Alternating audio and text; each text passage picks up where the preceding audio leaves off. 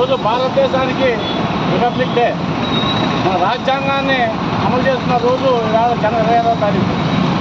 ఆ రోజున ప్రజాస్వామ్యాన్ని కలిసి కేంద్ర ప్రభుత్వంలో మోడీ ప్రభుత్వానికి వ్యతిరేకంగా ఇవాళ బైక్ ర్యాలీ నిర్వహించాలని చెప్పి మొత్తం దేశవ్యాప్తంగానే పిలుపుకోవడం జరిగింది. దాంట్లో భాగంగా పెంటపాడు గాంధీభవన్ సెంటర్ నుంచి ఇవాళ తాడేపూడి పోలీస్ ఐలాండ్ వరకు కూడా బైక్ ర్యాలీ కొనసాగుతుంది. ఇవాళ మనం చూస్తున్నాం. మనం 2021-22లోనే 550 రైతు సంఘాలు ఢిల్లీ పెట్టిన 13 మాసాలు ఉద్యమాలు చేస్తే ప్రధానమంత్రి మోడీ గారు చెప్పాడు, తెల్ల చట్టాలు నేను రద్దు చేస్తాననేది చేశాను. నేను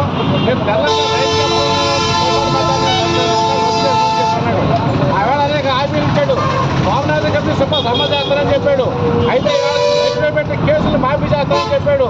పండించిన ప్రతి పంట గిట్టుబాటు కల్పిస్తానని చెప్పి ఆయన మోడీ గారు చెప్పడం జరిగింది. రాతపూర్వకంగా లిఖితపూర్వకంగా రాసిచ్చాడు. అయితే సరిగ్గా 2 సంవత్సరాలు కూడా ఇచ్చిన హామీ నిలబెట్టిన పరిస్థితి కనబడలేదు.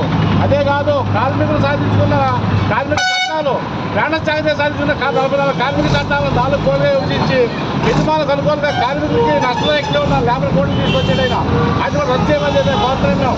ఉపాధి హామీ కూలీలకి బడ్జెట్లో నిధులు తక్కువ కేటాయిస్తున్నారు. ఉపాధి కూలీలకు సంబంధించిన బడ్జెట్ నిధులు కేటాయించడంలో ఉపాధి హామీ పథకాన్ని ఎత్తేయడానికి వస్తుంది గవర్నమెంట్.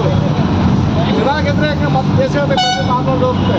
మోడీ గారు ఇవాళ రాజ్యాంగం మీద ప్రమాణం చేసి ఇక్కడ అధికారంలోకి వచ్చిన మోడీ గారు కానీ ఇవాళ ముఖ్యమంత్రి అందరూ కూడా ఈ యొక్క చట్టాలు అమలు చేయబట్టి మేము రైతు సంఘం డిమాండ్ చేస్తాం. మేము దేశ పక్షంలో దేశవ్యాప్తంగా పెద్ద ఉద్యమాలు ఎన్నో సాధించే ఎదురు చేస్తాం.